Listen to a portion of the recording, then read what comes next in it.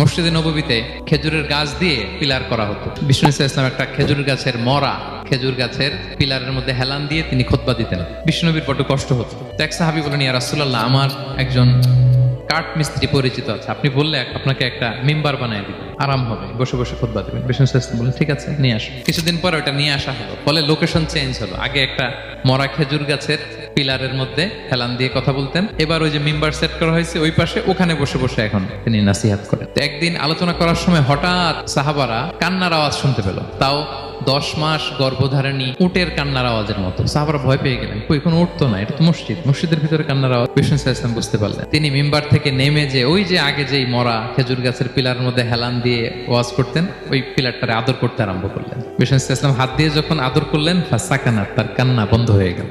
আজ ওই জায়গাটা চিহ্নিত করা আছে। এটাকে বলে মসজিদে নববীতে আল উস্তুয়ানাতুল হান্নান। হান্নান মানে কাঁদে এমন পিলার।